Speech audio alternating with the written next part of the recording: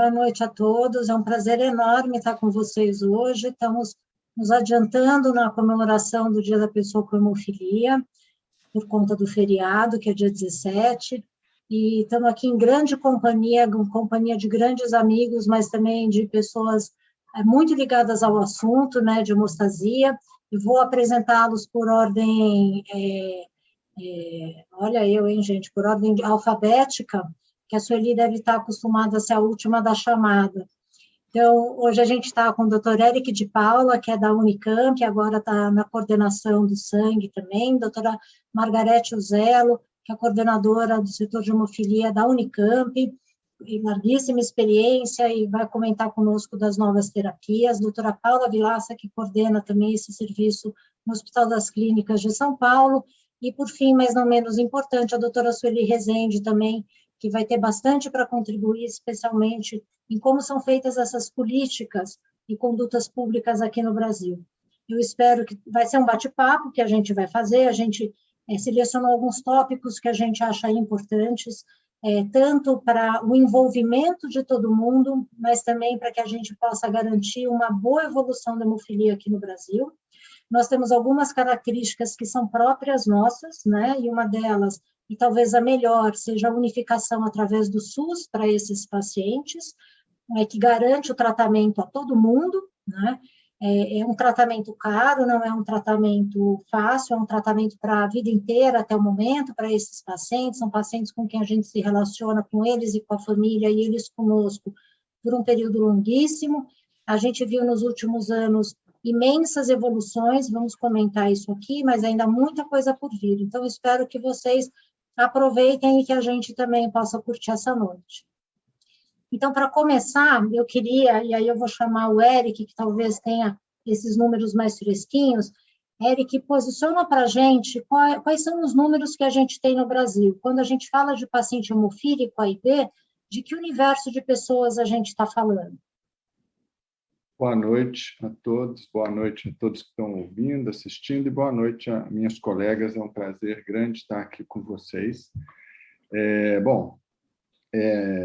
Eu quero também mencionar aqui que esse é com muita alegria que eu participo dessa primeira vez de algum evento relacionado à hemofilia desde que eu assumi esse papel junto à coordenação do sangue. Então, é um prazer grande e a minha expectativa é, acima de tudo, aprender aí também com a experiência de vocês, com a vivência de vocês. Então, eu vou falar um pouco, mas eu quero ouvir bastante também. Eu compilei aqui os dados até 2021, aproveito para mencionar que a gente está fazendo um esforço para achar uma solução para a divulgação aí dos perfis, né? Isso está no radar da coordenação como uma prioridade. Eles não foram divulgados até agora por uma questão que foge da governança da coordenação, que é uma questão meramente burocrática. Mas, então, em 2021, a gente tinha 11.141 pacientes com hemofilia A, dos quais 4.714 eram pacientes com hemofilia A grave. Quando a gente observa a série histórica, a gente vê uma tendência aí de crescimento sustentado, aí, não tem grandes... a inclinação da curva ela é mantida, então o crescimento ele vem sendo observado da mesma maneira desde pelo menos 2009. Em hemofilia B, 2.196 pacientes, dos quais 749 graves, né? Também mantendo esse padrão de crescimento estável aí ao longo dos anos. Se você me permite já apresentar alguns outros quantitativos aqui que podem ser interessantes para a nossa discussão, né? O número de pacientes com hemofilia A que tem o relato de teste de triagem positivo para um inibidor, ele em 2021 era de 1.096, então, só para ter uma ideia, essa curva é mais fácil da gente falar dela, né? Em 2017, 648, 2018, 778, 2019, 996. 2020, 1.037, 2021, 1.096. Então, ela teve uma subida maior ali, entre 2018 e 2019, e agora parece um platô. Talvez isso possa estar relacionado a um dado interessante, que é o número de pacientes com dados não informados ou não testados, que ele diminui mais ou menos na mesma proporção, que é bastante, sugere que a gente esteja obtendo mais dados, né? Esse tipo de paciente está ficando mais raro. Então, tanto em relação à gravidade da hemofilia, quanto em relação à presença de inibidores. Chegando já ao final aí dos dados que podem nortear a nossa discussão, o consumo per capita de fator 8 na hemofilia A, em 2021, ele fechou em 4,42, partindo de 3,79 de 2017, sempre subindo, uma pequena flutuação negativa ali entre 2019 e 2020, mas valor muito pequeno, e também na hemofilia B, de 0,72. Tá? Então, acho que esses são os dados que eu vou colocar aqui para começar a discussão. As minhas colegas têm esses dados e também a gente pode ir falando de outros que, porventura, possam ser interessantes. Obrigado. Então, a gente vê que não tem esse registro único, né, importante para a gente conseguir definir as políticas públicas e conhecer o tamanho da população. Parece que a gente não tem mais aquele retardo, né, no acréscimo desses pacientes nesse registro, que isso segue... E lembrando que a gente tem que atender a todas as regiões do Brasil, né, as regiões urbanas, mas aqueles estados mais do norte, em que as distâncias são mais difíceis, assim como o diagnóstico. E aí, Sueli, eu queria te pedir para comentar um pouquinho, depois eu vou pedir para você falar um pouquinho mais sobre como são feitas as políticas de decisão, né? Como são tomadas as decisões de incorporação ou não do que a gente faz no protocolo. Mas qual é a importância de se conhecer esse número para a programação de tratamento?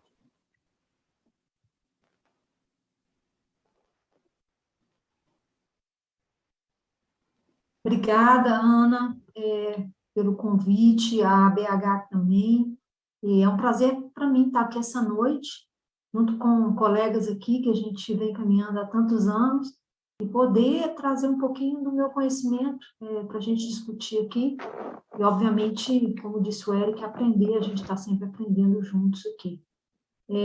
Eu acho que é uma oportunidade muito boa de celebrar aqui os avanços, né, que eu acho que o Brasil teve na área da hemofilia nos últimos anos, que não devem parar por aqui. Eu acho que a gente precisa caminhar e avançar, mas dizendo um pouco também desses avanços, né, inclusive com os números que o Eric trouxe, esses números a gente os conhece hoje em função muito da criação do sistema Hemovida Web coagulopatias, que foi implementado lá atrás, em 2009, e a gente tem hoje como ter bastante precisamente essa prevalência, esses números de pacientes não só com hemofilia, mas com as coagulopatias hemorrágicas hereditárias no Brasil, e ele é fundamental para que a gente, inclusive, né, Ana, a gente planeje essas compras, né? Então, sem esse sistema, planejar essas compras no Ministério seria hoje quase que impossível,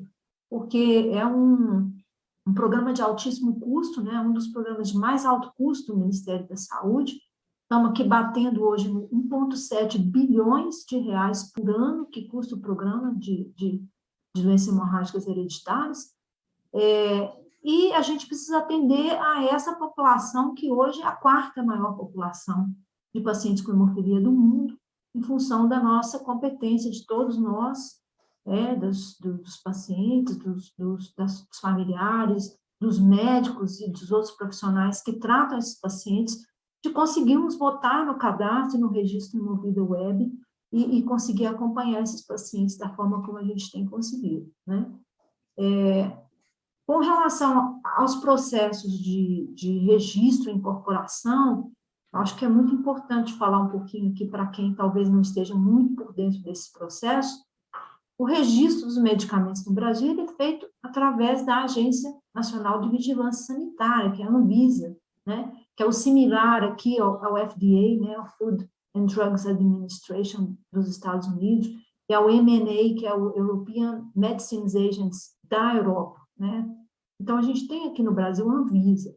Então, o que ela faz? Ela faz tem um papel importantíssimo, altamente relevante, de, a cada pedido da indústria farmacêutica para o registro desses medicamentos, ela vai avaliar se eles são eficientes ou eficazes e se eles são seguros para que as pessoas usem, né? A gente teve aí uma veiculação na mídia muito importante da Anvisa, em tempos de Covid, em tempos de vacina contra a Covid, e eu acho que foi muito debatido, a população se tornou mais consciente do papel relevante que a Anvisa tem nesse país. E uma vez que esse produto está registrado na Anvisa, qualquer pessoa, né, e no Brasil provavelmente muito mais a indústria farmacêutica, ela pede incorporação desse produto dentro do Sistema Único de Saúde, do SUS, que uma vez incorporado, ele passa a ser adquirido pelo Ministério da Saúde e distribuído para a população, não é? Então, esse é o processo de incorporação. O processo de incorporação ele vai avaliar principalmente estudos que comparam tecnologias anteriores com a tecnologia que pretende ser incorporada, e ele vai avaliar o custo, ou custo-efetividade, ou custo-minimização. Esses são termos mais complexos, mas tudo gira em torno de custo, né? Com relação ao custo, se a gente incorporar essa tecnologia no SUS, a gente vai estar gastando mais dinheiro ou vai estar gastando menos dinheiro? Então, existem vários estudos de economia da saúde que são realizados para que a gente discuta isso, né? Um exemplo muito claro de ferramenta que é custo-efetiva foi o emicizumab, que foi incorporado no Brasil para uma indicação muito específica, que é pacientes, hemofilia A, inibidor, fizeram imunotolerância e não responderam, então foram refratários à imunotolerância. Então, quando a gente compara o que existe no Brasil hoje na literatura com o emicizumab, ele é mais efetivo e menos caro, digamos assim, do que as ferramentas ou os outros medicamentos de comparação, né? Então, acho que dá uma ideia bem breve, bem resumida do que é o papel da Anvisa, do que é o papel da Conitec, né, que é, então, a instituição do Ministério da Saúde responsável pela incorporação desses medicamentos, né?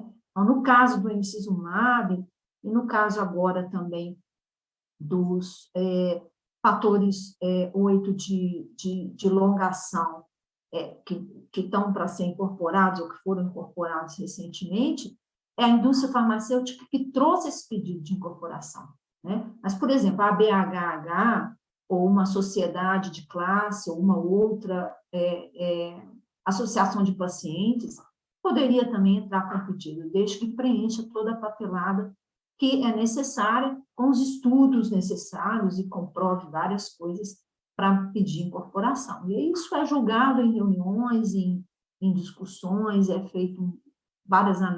feitas várias análises com relação aos pedidos e feita uma decisão no final em reuniões da Conitec. E isso são processos importantes, né? A indústria acaba ajudando a gente não só no desenvolvimento dessas novas tecnologias, mas também nessa proposição, e a gente entende que alguns desses medicamentos que você comentou, eles até têm uma aplicação mais ampla do que a opção que a gente acabou fazendo aqui no Brasil. Mas isso, muitas vezes, se dá às custas da gente conseguir manter a equidade, que é um dos nossos princípios básicos, né? Tanto o SUS quanto a BHH, elas prezam muito por esse princípio de equidade, para a gente conseguir oferecer para todo mundo. E talvez um grande exemplo disso tenha sido o protocolo de profilaxia primária que foi implantado aqui no Brasil, justamente com todo esse processo, essa ajuda dos médicos especialistas, mas também de outras entidades. E aí, Paula e Margarete, eu vou perguntar primeiro para a Margarete, então depois para a Paula, se vocês podem comentar sobre o protocolo, sobre o impacto dele internacionalmente, o impacto internamente desse protocolo. Bom, inicialmente, boa noite a todos. É um imenso prazer fazer parte dessa celebração aqui do Dia da Hemofilia. Eu acho que todos nós, como foi dito, temos um grande orgulho, né, do programa e do acesso do tratamento aos pacientes, como já foi dito. Eu acho que, assim, alguns pilares são muito importantes, como a universalidade e a equidade onde não importa onde o paciente esteja, ele tem o direito e o acesso ao tratamento que é determinado a todos os pacientes. Isso realmente, pensando nessa população, como foi dita pela Sueli, a quarta população cadastrada de pacientes com hemofilia, é realmente gigantesco e muito reconhecida. E como a Ana disse, né, um dos programas muito importantes relacionados a isso é o acesso à profilaxia primária, e entre os nossos pacientes também a profilaxia secundária e terciária. Então, hoje a gente sabe, está muito bem determinado, que o tratamento de escolha para o paciente com hemofilia, isso tanto determinado pela Federação Mundial de Hemofilia, quanto pela Organização Mundial da Saúde, o recomendado é que o paciente com fenótipo hemorrágico grave tenha acesso ao tratamento profilático. E a gente consegue, já há alguns anos, desde 2011, final de 2011, 2012, a gente conseguiu dar esse grande avanço, esse grande salto aos nossos pacientes com acesso à profilaxia. Mais recentemente, a gente pode, inclusive, comemorar que uma população que tinha realmente uma dificuldade imensa para evitar, né, para prevenir os sangramentos, que eram os pacientes com inibidor, hoje, inclusive, eles também, a gente tem o acesso prioritariamente para os pacientes que não responderam à imunotolerância, também proporcionar o emicizumab como um tratamento profilático para essa população. Então, eu acho que a gente não tem dificuldades, uma vez que a gente reconheça um paciente que tenha um perfil hemorrágico grave, então, incluindo os pacientes cadastrados como moderadamente grave, aqueles que têm menos de 2% do fator 8 ou do fator 9, eles têm acesso ao tratamento profilático. E uma coisa muito importante é o esforço de todos os profissionais da saúde envolvidos, porque quando a gente fala em profilaxia, não é só ter o acesso ao produto. Desde a gente reconhecer, fazer um esforço muito grande de educação dos familiares, do paciente, o grupo da enfermagem, importantíssimo nesse período, da psicóloga.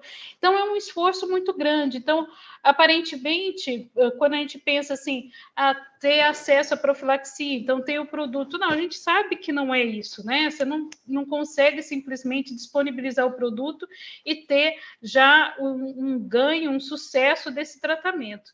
Então, é um tratamento multidisciplinar que depende de muitos profissionais envolvidos. Eu acho que todos nós somos muito orgulhosos em dizer que no Brasil a gente tem realmente um grupo de profissionais da saúde muito envolvidos com essa causa e não é inesperado o sucesso que a gente vê na maioria dos casos. Paula, eu vou aproveitar aqui, que já estão chegando perguntas, e já vou emendar aqui nessa resposta, ou nesse momento. A Margarete já falou, mas talvez se você puder deixar um pouquinho mais claro, todo hemofílico deve receber o fator como profilaxia, independente da gravidade? Primeiro, boa noite. Obrigada, Ana. Obrigada, PHH. Parabenizar, né, por essa iniciativa. Boa noite a todos. É um imenso prazer, né, participar com esse grupo que há tantos anos, né, luta para melhorar o tratamento dos nossos pacientes com coagulopatias hereditárias. E, graças a Deus, tem tido muito sucesso, apesar de todas as dificuldades. Eu acho que esse grande sucesso vem do objetivo comum de todos, né? A vontade de oferecer o melhor tratamento, então, pensar no todo, não só no seu paciente individualmente, ter o comprometimento das equipes, então, o comprometimento do Ministério da Saúde também, capacitar todas as equipes, não só da parte de atendimento, mas também a parte de laboratório, de melhorar o diagnóstico, né? E ao longo dos anos, que bom que o Érico mostrou esses dados, que estão diminuindo os números de dados não informados,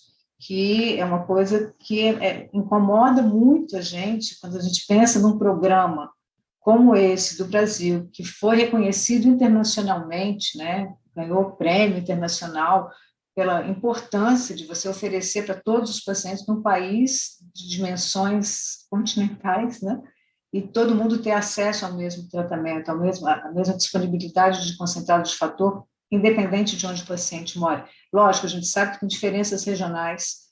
Tem pacientes que no norte precisam andar 2, 3 dias de barco para ter acesso ao centro, mas ele vai ter acesso ao tratamento e cada vez mais os tratadores estão muito comprometidos em fazer esse fator chegar mais próximo do paciente. Eu acho que isso foram anos de muito trabalho conjunto, né, e todo mundo com o mesmo objetivo.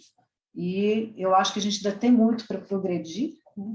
Quando se discutiu, há 10 anos atrás, a profilaxia primária, me lembro muito que, na época, foi muito criticado, porque não era o melhor protocolo, ainda podia ter algumas sequelas, mas era o que era possível para todos os pacientes do país. Então, não adianta se instituir um tipo de programa que só metade dos pacientes vão ter acesso. Então, voltando aí à profilaxia, como a Margarete já comentou, a gente indica a profilaxia para aqueles pacientes que têm um comprometimento clínico de sangramento, que a gente chama de fenótipo hemorrágico, aquele paciente que apresenta mesmo sangramentos de repetição, para você prevenir, você não deixar esse paciente ter sangramento.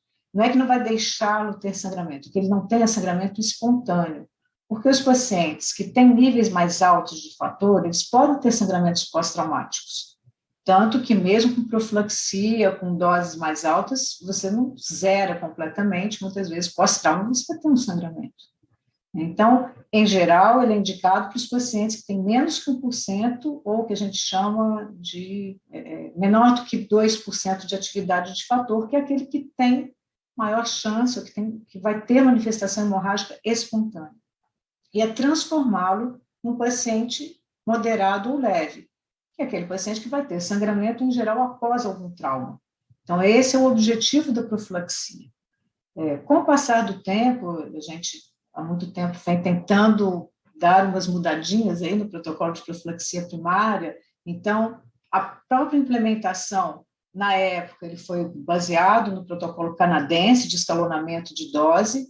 Quando foi implementado no Brasil, ele já veio modificado, porque foi conversado com o pessoal do Canadá, e eles já tinham experiência, já tinham publicado as experiências de desfecho, de segmento dessas crianças, e a proposta já foi ser menos tolerante às manifestações hemorrágicas. Então, se vocês pegarem o protocolo do Brasil e o original do Canadá, aqui a gente tolera menos critérios para escalonar para uma segunda dose.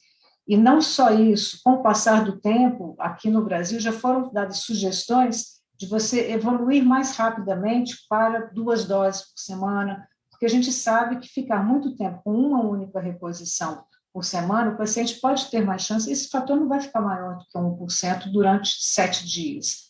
Mas isso vai dar um tempo para a família se acostumar a aplicar o fator, o acesso venoso. Então, todo o trabalho, o comprometimento da equipe multidisciplinar, em treinamento dos familiares, da criança estar mais adaptada àquilo tudo, dos familiares aprenderem a reconhecer o que é grave, o que não é grave. Então, faz parte dessa acomodação, né, nossa nova adaptação a essa forma de vida. Esse escalonamento ele até facilita um pouco isso. Mas é lógico que eu acho que a gente tem que rever, inclusive depois de 10 anos, a gente deveria sim fazer agora um levantamento dessas crianças que começaram com essa profilaxia, né? Então, os dados mais reais, realmente, no Brasil, essa resposta foi semelhante ao que teve no Canadá, não foi? Então, agora é da gente começar a pensar em fazer um esforço grande e ver, continuamos com o mesmo protocolo, tem como a gente evoluir para um protocolo um pouco mais agressivo que eu digo assim, aumentar, escalonar mais rapidamente essas doses. Então, eu acho que a gente tem que pegar a experiência que a gente tem, né, e mostrar e comparar os nossos dados com o original que a gente se baseou. Eu acho que a gente tem tanto desafio, tanta coisa nova, né? E eu não sei se eu esclareci com relação à profilaxia para essa pergunta, mas basicamente são aqueles pacientes que têm sangramento que têm menos que 1% de fator para transformá-lo num paciente que tenha menos risco de sangrar sem estar sujeito a algum trauma. E os demais seguem podendo fazer a profilaxia secundária, terciária ou em situação de risco, né? Só Com não certeza, merece, não é tão vantajoso a primária. Não a profilaxia de longa duração. Lógico, todo paciente você tem que fazer uma prevenção quando vai ser submetido a um procedimento invasivo, aí uma profilaxia com 1 dose ou 2 doses, ou se o paciente teve alguma manifestação hemorrágica maior, às vezes ele toma por um determinado período, mesmo sendo hemofílico leve, mesmo sendo hemofílico moderado.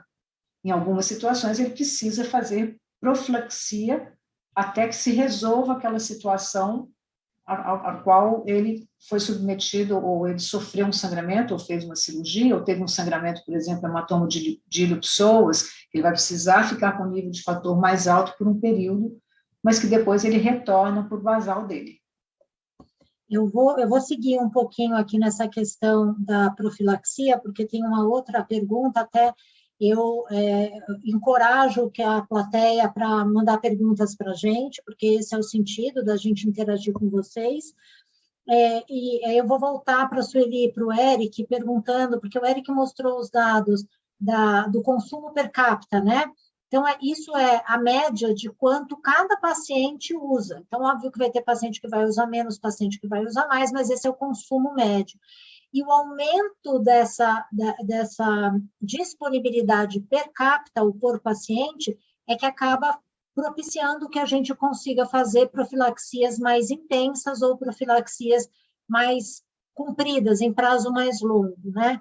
Então, vocês acham que esse número que a gente oferece aqui no Brasil, esse número que o Eric mostrou, ele é comparativamente adequado? A gente aumentou ao longo dos últimos anos? Sueli, você pode comentar? Posso só colocar uma coisinha? Só Claro. lembrando aqui, do consumo per capita é para a população toda, tá? Assim, na verdade, o consumo por paciente, ele é um outro número que a gente também tem esse dado no perfil, mas é um número muito maior. Então, o consumo per capita é pela população toda do país. Isso, importante você explicar, né? Para entender que é a média de tudo. E você acha que esse número está adequado aqui? Melhoramos? Precisamos melhorar? Ana, tem uma publicação europeia, que eu não me lembro aqui exatamente de quando é mais, mas já tem algum tempo, ela elenca 10 ou 11 tópicos para que um programa de hemofilia seja um programa bom, um programa de qualidade, digamos assim. E um dos critérios desse paper, um paper europeu, né, ele coloca que um programa precisa providenciar, né, precisa trazer um consumo que seja superior a 4 unidades per capita, né?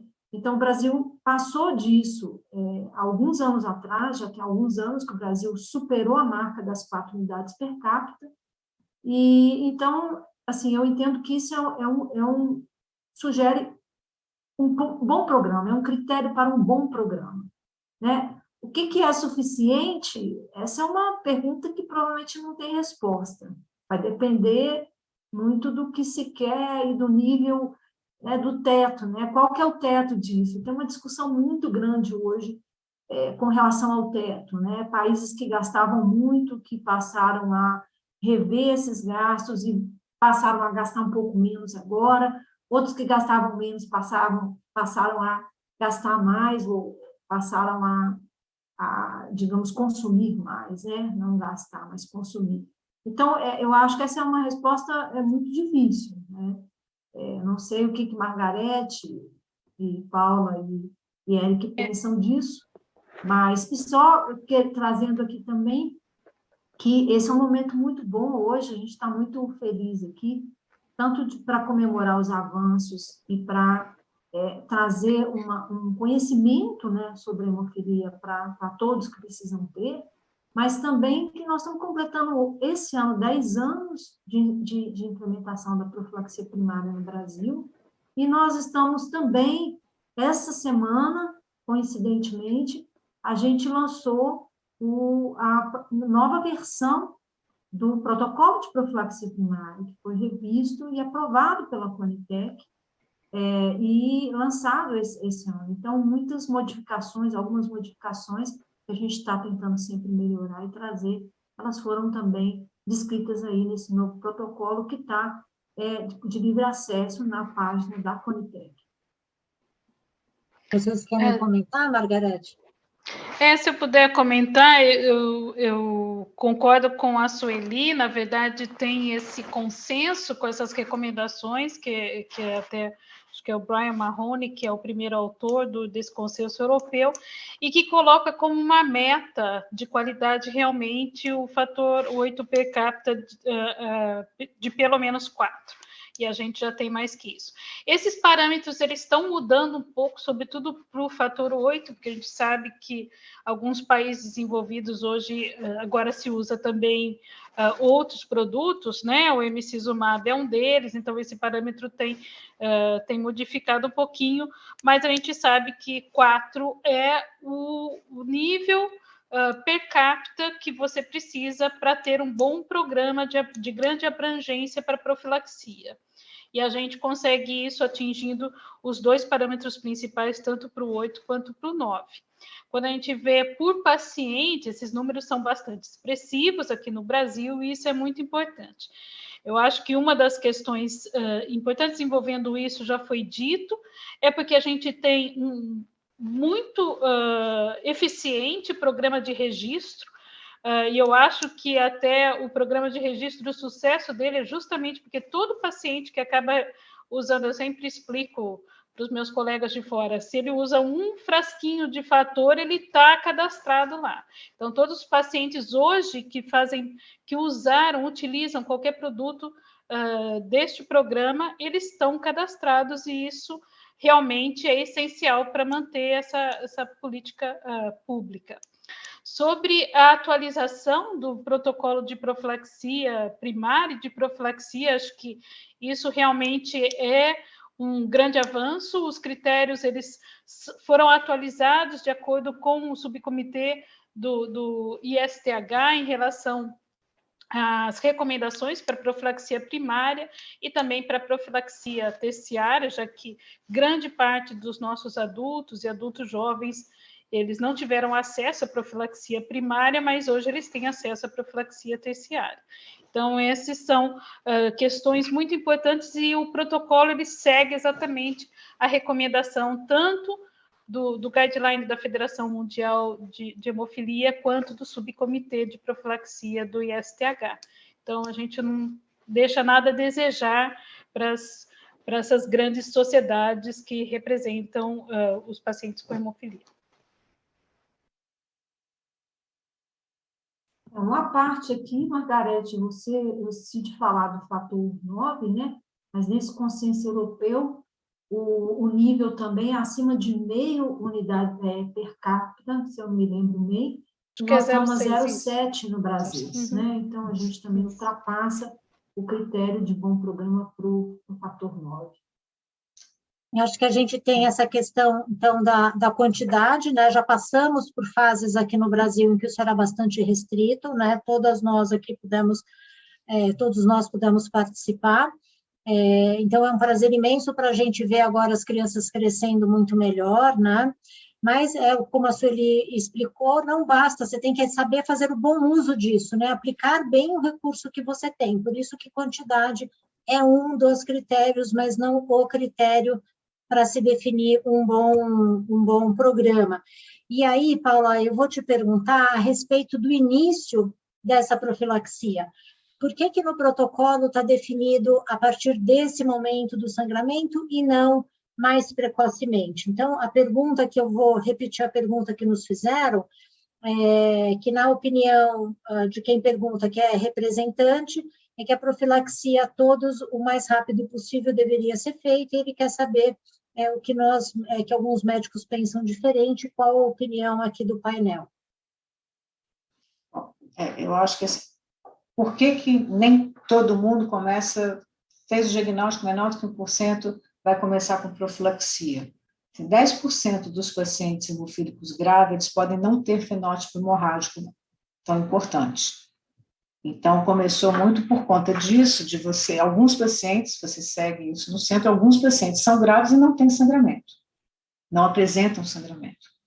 Na verdade, eu estou muito de acordo que quanto mais precoce, ou assim que possível, você começa. Então, você vai ver o fenótipo do paciente. E aqui a gente estabelece. Tem um sangramento grave, sem dúvida nenhuma, já começou com profilaxia, nem a dose escalonada. A criança teve um sangramento na cabeça, já vai direto para a dose total, não vai seguir o protocolo de dose escalonada, certo? Agora, o paciente teve uma hemartrose. É muito comum, a criança, quando ela começa a engatinhar, ela se machuca muito, ela leva as coisas na boca, tem um corte, tem um ferimento na língua, e muitas vezes isto não é o critério para você começar com uma profilaxia, porque a profilaxia envolve todo um processo. Uma criança muito pequena, gordinha, o acesso venoso é muito difícil, muitas vezes a criança vai ter que ser implantado um catéter que não é isento de riscos, né? Pode ter infecção, pode ter trombose. Então, o fato de você ir implementando o tratamento à medida que você descobre qual é o fenótipo. Tem crianças que elas não param, não é fenótipo, elas vão ter sangramentos traumáticos toda semana. Ah, mas é só traumático. Bom, você não vai esperar um traumático se tornar uma coisa grave. Então, a criança que também tem um comportamento muito mais ativo, que está mais exposta, você pode começar com a profilaxia mais precoce. Eu não sei quais são os critérios que essa pessoa que fez a pergunta colocou, dos médicos não acharem. Eu acho que existe um consenso de que, desde que você veja que realmente tem um fenótipo hemorrágico, a criança já teve um sangramento numa articulação, você não vai esperar um segundo sangramento na mesma articulação, você já começa, e antes dos 3 anos de idade. Lembrando que sangramento grave é imediato, e você, independente da faixa etária, você já começa com dose total. Eu não sei, Margarete, se você vê alguma outra... Eu não entendi o porquê o que está me passando é que, assim, tem várias crianças com indicação de fazer profilaxia que não estão recebendo profilaxia. Eu tive essa sensação da pergunta. Isso me espanta um pouco, porque foi tão discutido esse protocolo de profilaxia, né, primária, a gente lutou tanto, e há 10 anos que a gente vem tentando que isso seja implementado. Me espanta um pouco que não tenha... a criança não sendo tratada, não sei. Ô, Paula, eu tive um entendimento de que talvez a pergunta tenha mais a ver com iniciar antes do primeiro sangramento. Não sei se foi isso, Ana, porque esse foi um dos pontos que foram muito debatidos na consulta pública. A consulta pública, ela trouxe inúmeras dúvidas com relação a isso, muita gente pedindo, achando meio absurdo que a gente só indicasse a profilaxia depois de uma primeira hemartose. Por que não antes? Porque é assim que faz o diagnóstico. Então, você explicou muito bem que 10 a 15% dos pacientes com hemofilia A ou B graves, eles vão começar a ter algum evento hemorrágico, alguma hemartose, depois dos 3 anos de idade, muitas vezes. Então, a gente, uma discussão grande, isso é uma discussão baseada na literatura, né? Ninguém tirou isso da cabeça. E é até muito discutido quando começar, ninguém sabe a resposta certa, não é? Ainda tem debate com relação a quando começar a profilaxia, mas até onde eu entendo, um consenso geral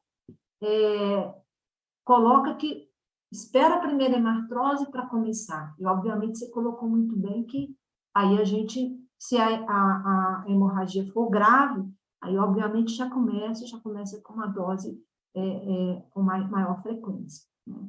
Então, não sei se Margarete ou o Eric tem também, ou Ana, alguma consideração. Eu acho que uma coisa, um conceito que é importante, e que isso é até do subcomitê do ISTH e também no guideline da Federação Mundial, quando a gente fala de uma vez por semana, embora seja fora de um evento hemorrágico, isso não é o tratamento profilático eficaz. Então, que é aquele tempo que a gente ganha para poder treinar a família, esse período de educação e também da própria criança que começa a aceitar as infusões, é quando você tem que fazer um grande esforço para ver como vai ser esse acesso, se tem uma unidade de saúde próxima àquele paciente que a criança vai receber. Então, você até pode começar esse período de uma vez por semana antes de um primeiro sangramento maior. Porque o fato é que se a criança já teve uma hemartrose ou um sangramento mais grave, você tem que imediatamente escalonar para uma profilaxia efetiva, que não vai ser de uma vez por semana. Então, a questão que quando você... e isso a gente... Todos nós aqui que lidamos com crianças com hemofilia, a gente sabe, tem aquela criança que ela é um pouco mais ativa, que ela tem um risco maior de quedas frequentes. Aquela criança a gente vai ter que escalonar mais rápido.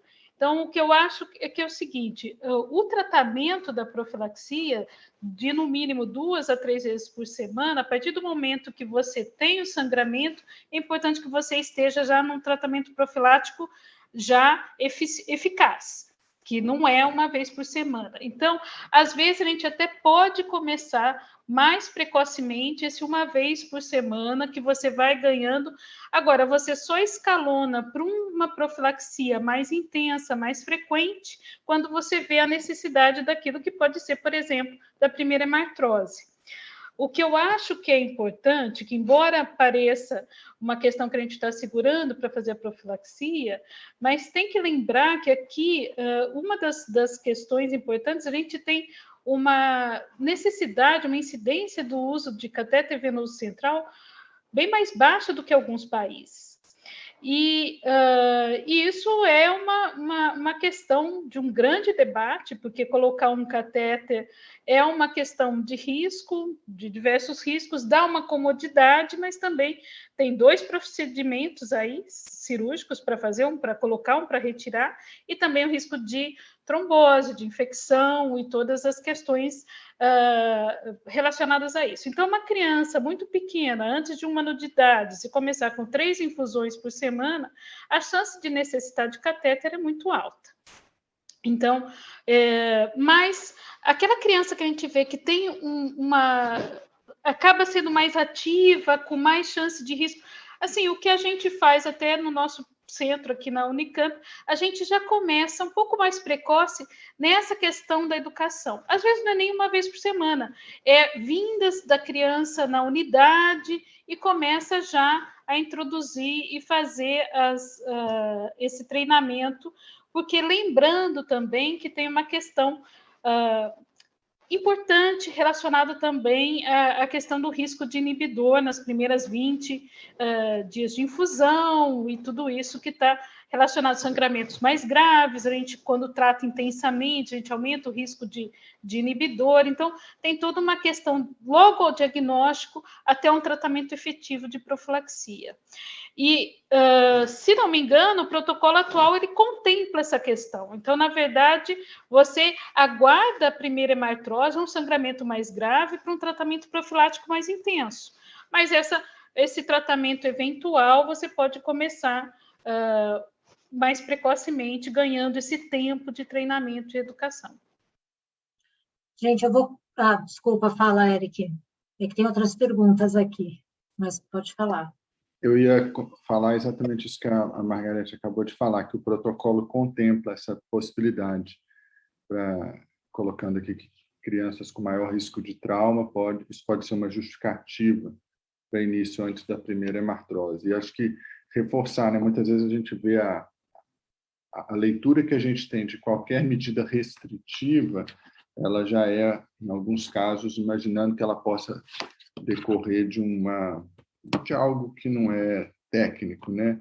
Mas nesse caso esse protocolo está absolutamente em consonância, né, com o que se faz na literatura, e acho que foi muito bem colocado aqui por todas vocês que isso não é uma restrição para diminuir o número de pessoas em profilaxia de forma alguma.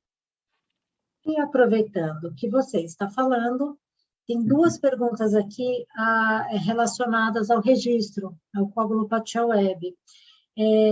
Tem uma pergunta aqui, vendo se ele pode ficar mais funcional na prática assistencial, então daí eu acho que alguém do nosso lado, por exemplo, a visualização do histórico de inibidor do paciente em trânsito, por exemplo, isso talvez fosse uma coisa útil, né? Talvez tenham até outras sugestões para serem feitas. E uma outra pergunta, em relação a esse banco de dados disponível, se é possível identificar alguma diferença regional que permita ação mais específica para cada estado, por exemplo, ou região. Essa pergunta é do Léo, lá do Canadá. Tá. Bom, em relação a essa sugestão, ela é muito bem-vinda e a gente está, na verdade, nesse momento, fazendo uma compilação de algumas sugestões para fazer uma lista de priorização e propor algumas melhorias no sistema, né? Ele é um sistema grande, um sistema que certamente tem espaço para melhorar. Então, eu peço que todas as sugestões sejam encaminhadas para o e-mail da coordenação, porque isso vai ser muito importante para a gente. E também, eu já comentei com muitos de vocês, e aqui eu posso comentar com muita tranquilidade, a gente está pretendendo, né, já temos até uma data proposta para a primeira reunião, retomar algumas reuniões aí com o grupo com representantes aí dos tratadores, em que eu acho que isso vai ficar mais fácil da gente capturar essa percepção dos centros, do que pode ser modificado. Então, não tenho dúvida que pode modificar, peço que isso seja encaminhado para mim ou para o e-mail da coordenação e, com certeza, a gente vai olhar e avaliar. Em relação às questões regionais, eu vou fazer um comentário aqui, mas talvez depois a Sueli possa complementar, porque ela tem uma experiência longa de gestão desses dados, né? Mas, sim, os dados são todos regionalizados e eles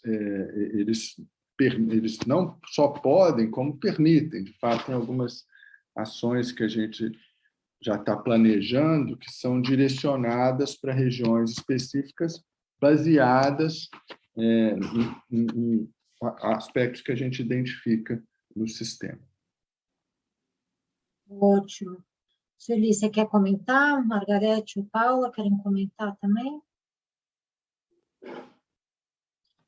Não, seguimos eu aqui. acho que essa questão das diferenças regionais, elas precisam ser mais exploradas no Movida Web.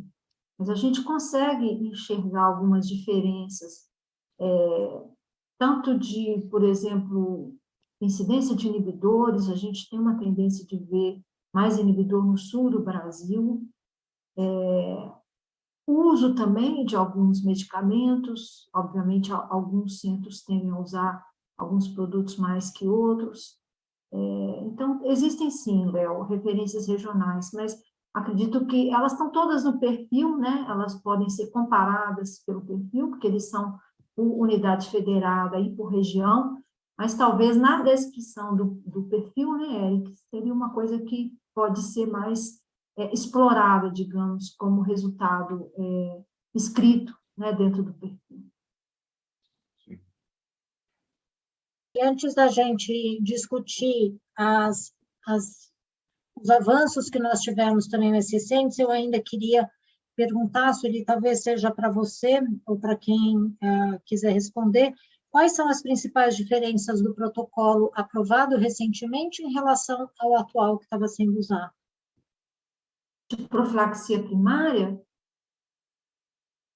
tem várias diferenças, há várias diferenças, entre elas o que já foi citado aqui, que eu penso que tem praticamente a abolição da dose única, né, como dose única. Então, Margarete falou bem, que aí a criança vem, ela vai se acostumando àquelas infusões, àquelas injeções como a dose única, mas como dose única em si, ela foi abolida do protocolo, eu acho que isso é um ganho. Então, nós estamos considerando 2 doses por semana para hemofília A, ou 3 doses, ou às vezes até mais, em dias alternados, dependendo da avaliação do paciente. Nós temos uma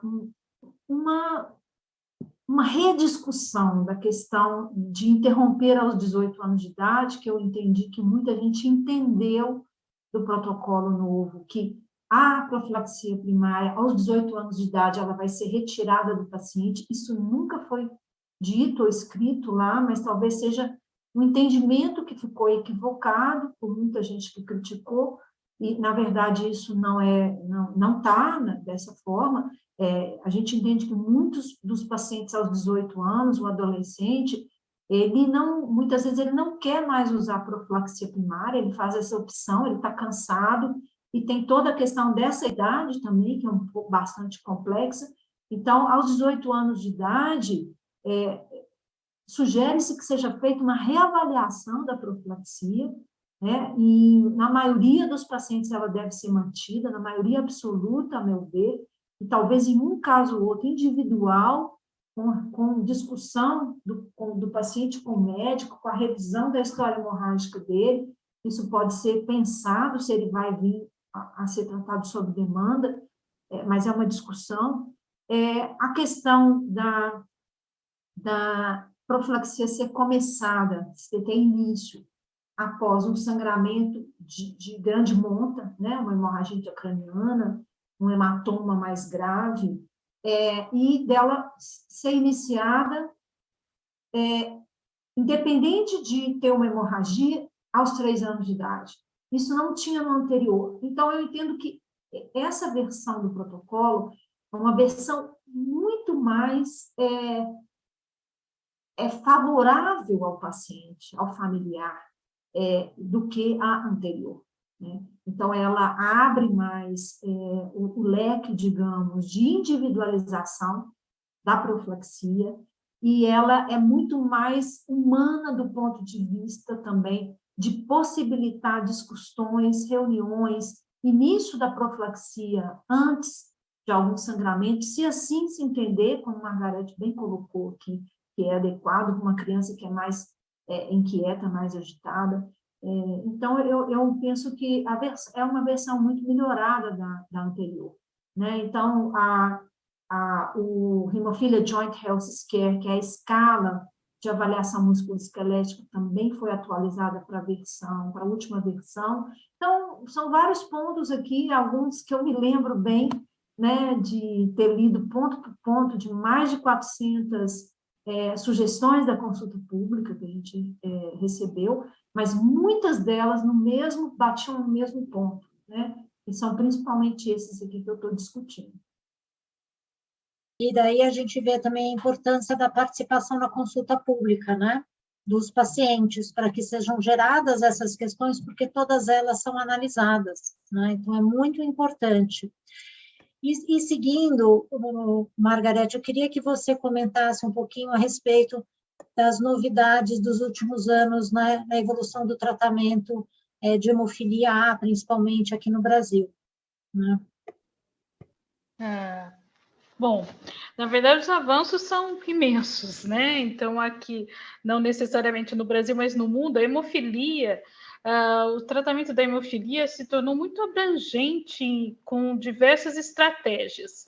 Então, hoje a gente tem desde os fatores de longa duração, tanto para A quanto para B, então, fator 8 e fator 9 de longa duração, o fator 8 já indo para uma nova geração, ainda em estudo, de uma geração mais evoluída, mas que não está ainda comercialmente disponível, do incremento dessa meia-vida.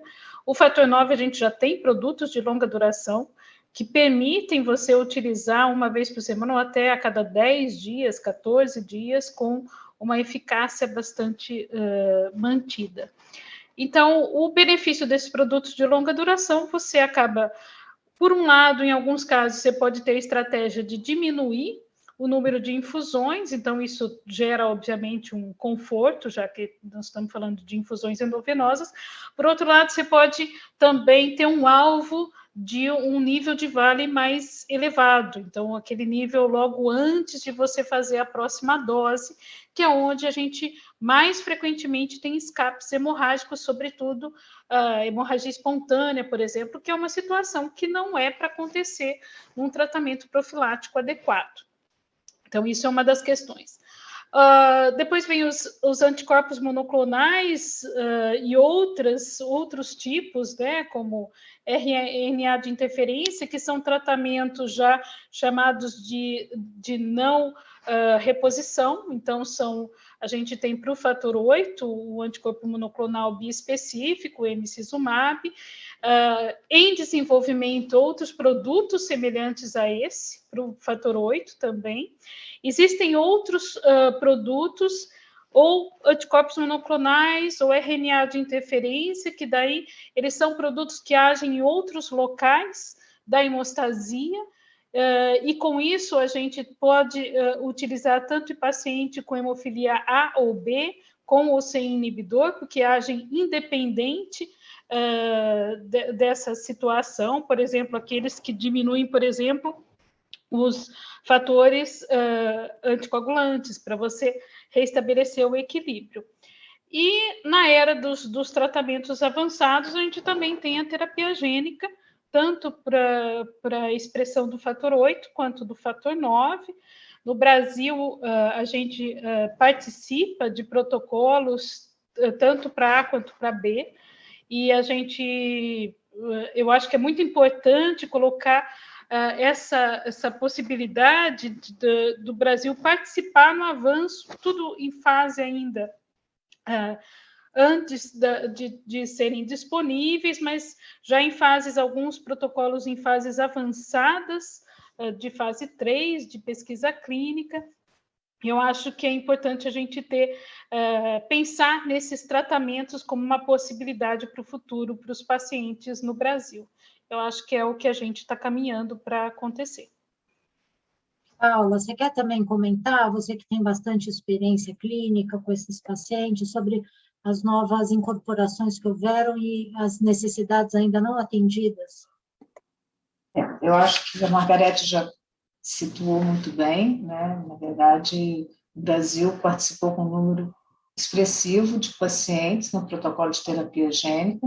A gente teve a oportunidade aqui no centro de também participar, e realmente muda muito. A gente não sabe a longo prazo o que vai ser, mas essa experiência já foi bastante interessante, mudou completamente a perspectiva dos pacientes, e eu acho que cada vez que a gente ainda não tem incorporado, não tem ainda no mercado essas drogas, a gente tem que poder oferecer através da participação de estudos clínicos. Nem todo mundo quis participar, a gente ofereceu para alguns pacientes, alguns não quiseram e outros quiseram, mas a gente, é uma chance deles terem acesso a novas tecnologias, sabendo que ainda está em estudo, né? Então, também não é, isso é garantido, nunca mais meu fator vai baixar, não é isso. Acho que a gente tem que estar muito claro também. E para participar de um estudo clínico não é igual tomar fator. Uma terapia gênica, você recebeu a droga, você não tira mais, não tem que agora não quero mais participar. Então, acho que tem que ser muito conversado com o paciente para ele entender. E eu acho que a gente está num momento que vai ser difícil, né? Assim, o que vai ser, o que a gente vai ter aí disponível, como utilizar, qual paciente vai utilizar qual droga, então definir o subgrupo, qual o melhor paciente para cada uma das drogas disponíveis, das opções terapêuticas disponíveis. Eu acho que isso, tomara que a gente chegue nesse ponto, né, de realmente ter dúvida e de a gente ter que discutir, sobretudo a participação do paciente. Eu acho que é muito importante, e o paciente não simplesmente, a gente já sabia disso, por exemplo, não adianta só fazer fator, a gente vê paciente que toma muito fator e que chega cheio de hemartrose. Então, é um complexo, o tratamento multidisciplinar. Às vezes, o sangramento não é um sangramento, precisa de fazer uma fisioterapia, um cuidado local naquela articulação. E a gente vai ter que aprender também a lidar com essas novas opções terapêuticas, que é um grande desafio, mas é muito animador, né, essa perspectiva futura aí. Mas a gente ainda continua com alguns problemas, né, Ana? Assim, o inibidor ainda continua um problema nas terapias de reposição de fator. A gente tem que pensar que a imensa maioria dos nossos pacientes ainda faz terapia de reposição. Então, mesmo com uma nova tecnologia que está sendo implementada, que são os fatores de meia-vida estendida, de longa duração, também ainda a gente tem esse problema do inibidor. Então, tem desafios, eu acho que a vigilância é importante, o paciente tem que entender os riscos, ele tem que estar atento, não é simplesmente o paciente que acha assim, não preciso nunca mais ir ao centro de tratamento, não preciso mais no centro de hemofilia, basta eu tomar meu fator.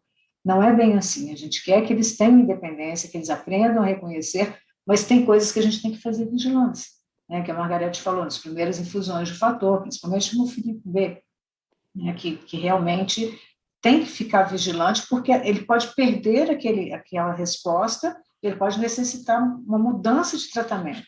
E isso cabe ao centro, a gente tem que ficar vigilante. O tratamento faz todo mundo, o paciente é parte super importante da equipe multidisciplinar, né? Eu acho que a gente tem que trabalhar como um grupo mesmo, todo mundo falando a mesma linguagem.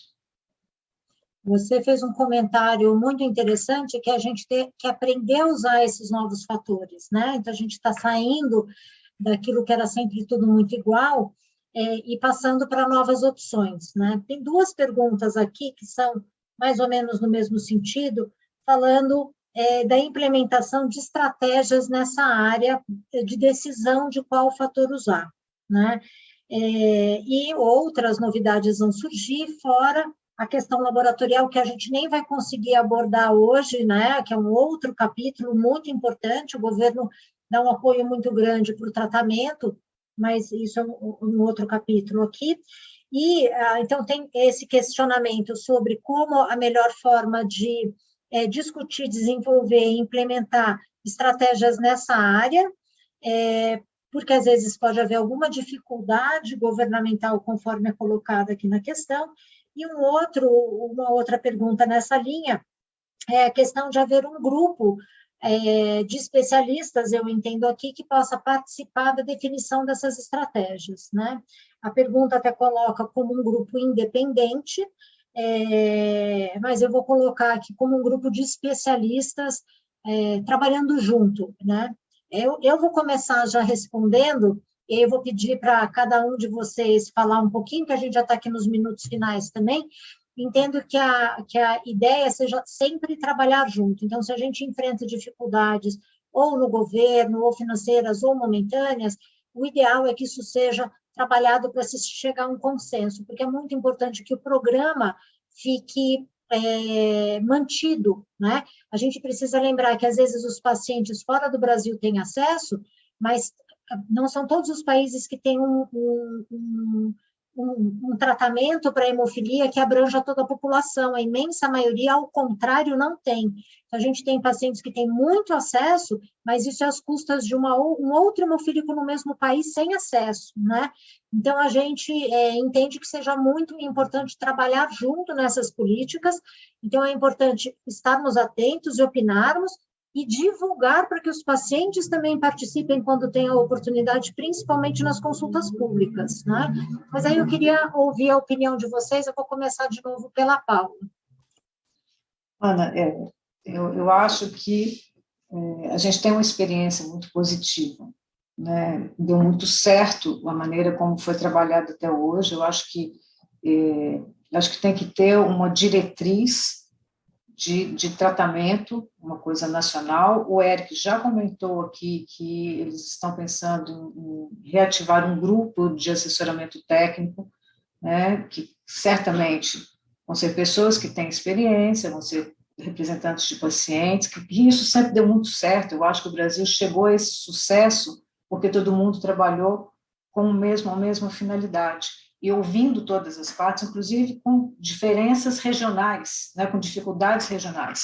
E tem um grupo de tratadores no Brasil, não é um grupo tão grande assim, e todo mundo se conhece. Então, eu acho que o Eric já sabe disso, que todo mundo está apoiando, e todo mundo está muito disposto, porque é o objetivo comum, né? E, sobretudo, da gente não perder o que já foi conquistado. Eu acho que nós vamos aprender muito, e cada cada nova medicação, cada nova tecnologia vai ter que ser avaliada individualmente para qual subgrupo, isso vai ter que ser discutido com todo mundo e partindo da experiência externa, porque todos nós temos muito contato com o pessoal de fora que já faz uso dessas tecnologias.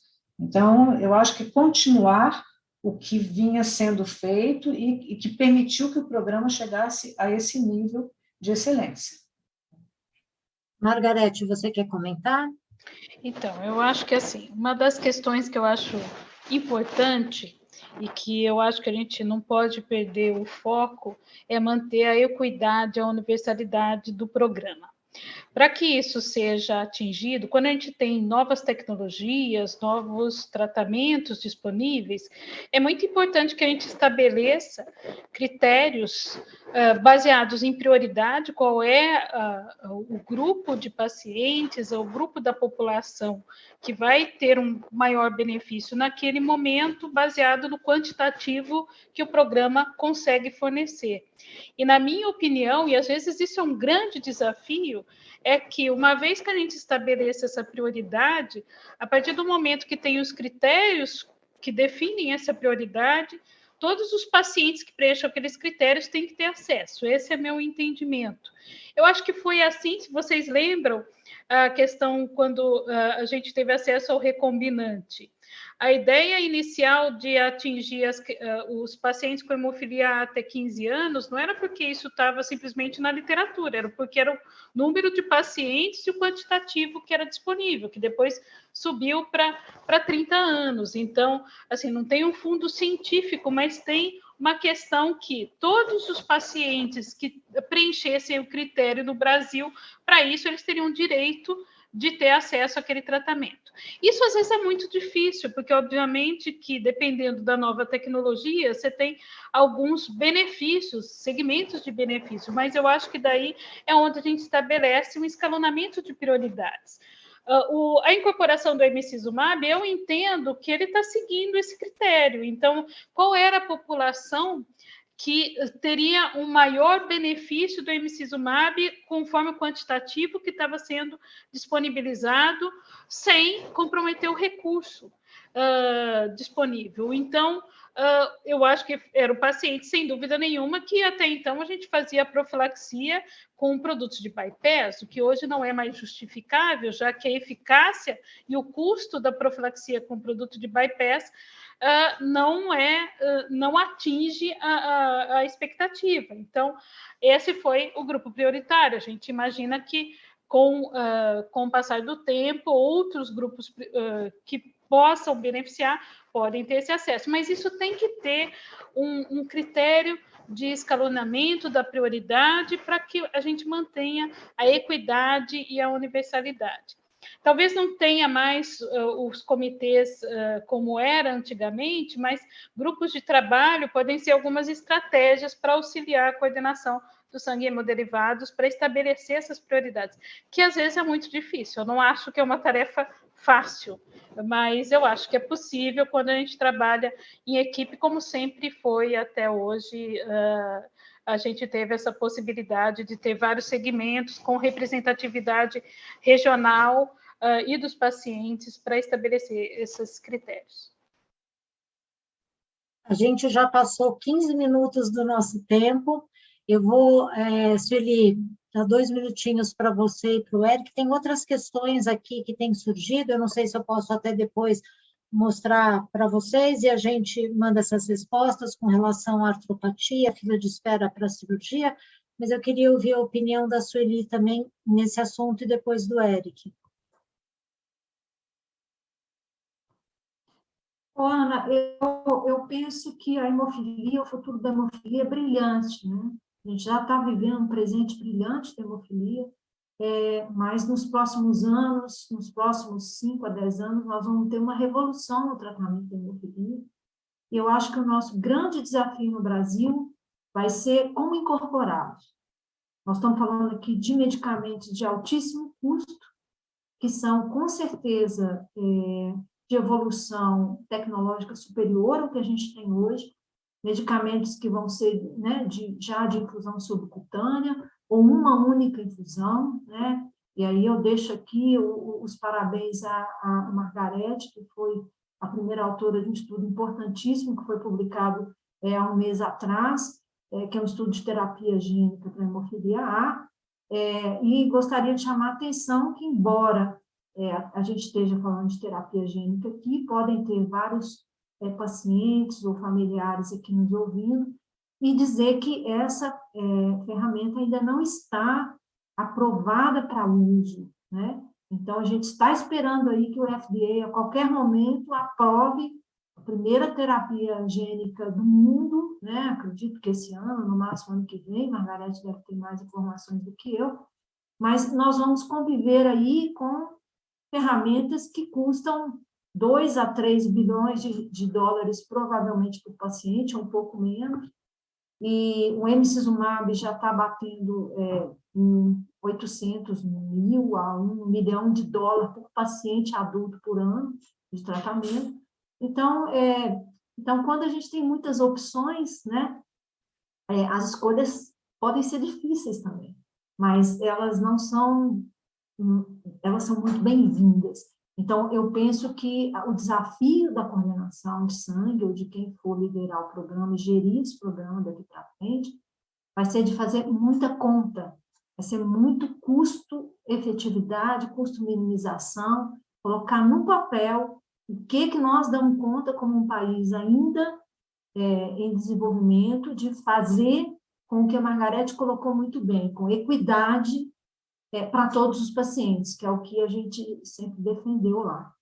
E a última coisa que eu queria dizer é agradecer mais uma vez, durante o tempo que eu estive na coordenação, a colaboração de todos os médicos e profissionais que tratam as doenças hemorrágicas hereditárias, e dizer que, em momento algum, embora os comitês de assessoramento tenham sido dissolvidos por um decreto-lei do presidente da República, em momento algum a gente deixou de trabalhar com essas pessoas, né? O próprio protocolo de emicizumab, ele foi constituído por um grupo de trabalho liderado por mim, mas que incluiu aí vários colegas aí que são tratadores também para constituí-lo. Então, eu acho que a constituição dos grupos de trabalho é fundamental para que a gente possa discutir isso.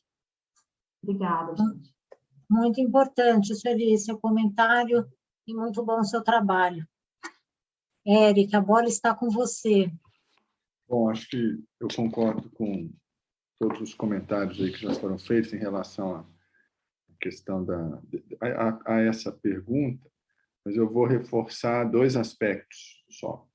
O primeiro é isso que a Sueli acabou de dizer, né? A importância de que a gente conta, sim, com a contribuição de todos. A única maneira de tomar esse tipo de decisão que estava na pergunta é com a participação de mais pessoas, né? E a gente tem um corpo de médicos e médicas altamente qualificado no Brasil, então, com certeza a gente espera e tem certeza que vai contar e vai criar condições, né? Continuar para que isso possa continuar acontecendo como está. E agora a gente tem uma transição aí com o fim da pandemia, então, nesse sentido que eu estou colocando, que a gente pode buscar, às vezes, vamos poder nos encontrar de novo, etc. Então, isso vai ser interessante também. E, por último, a questão da importância do programa, né? Muitas vezes, isso que a Margarete colocou, né? Quando a gente tem uma nova, às vezes acontece a incorporação, imediatamente já surgem novas demandas. E isso é compreensível. Mas, além da questão do planejamento, que é inviável a gente trabalhar fora do nosso planejamento, a gente tem que entender que a gente tem que respeitar o que foi definido. Não é só uma questão de planejamento, também, mas é uma questão de fortalecer o programa, porque uma das forças que eu vejo no programa é o rigor que ele tem em definir tudo por protocolos que estão discutidos, etc. Então, quando a gente vai ao gestor, tem isso por trás de nós, que foi construído por vocês, né, de que é um programa baseado em protocolos e que respeita esses protocolos, isso é um argumento muito forte. eu tenho a impressão que se a gente começar a quebrar muito esse protocolo, a gente acaba, às vezes, dando um tiro no próprio pé de não conseguir, de perder esse argumento da seriedade. Então, essa é uma coisa que eu acho importante também. É óbvio que, às vezes, é frustrante, porque a gente sabe, e nós mesmos sabemos, que muitos dos aspectos que são solicitados, eles têm embasamento técnico, mas a gente tem que, eu estou querendo dizer que a nossa adesão ao que foi acordado, ela tem um fundo importante no planejamento, mas ela também tem um fundo importante no fortalecimento da seriedade do programa. Bom, gente, já passamos 22 minutos do nosso horário final. Estou muito feliz com a participação de todos, de vocês todos do painel. Agradeço imensamente vocês terem topado esse desafio desse webinar. Para os que estão nos ouvindo, eu queria só deixar como mensagem final que a BHH, como entidade de classe, representante dos hematologistas e de pessoas muito dedicadas à hemofilia, nós estamos atentos aos movimentos, né, tanto científicos quanto internos de definição, e que vocês têm, eu imagino que eu possa falar aqui em nome de todos, que os pacientes têm o nosso comprometimento de vigilância sobre isso e de... eu dizer luta, mas talvez não seja a melhor palavra, mas de buscar sempre a melhor opção para o tratamento para os nossos pacientes. Então, a ideia era também envolver os pacientes e seus cuidadores a participar dessa vigilância conosco, a estarem atentos e saber que nós estamos todos à disposição. As outras perguntas que a gente não pôde abordar aqui, a gente manda depois uma resposta pessoal para todos, tem vários outros assuntos aqui que foram abordados, mas infelizmente a gente não teve tempo. Então, gente, muito obrigada e terminamos por aqui. Até uma próxima.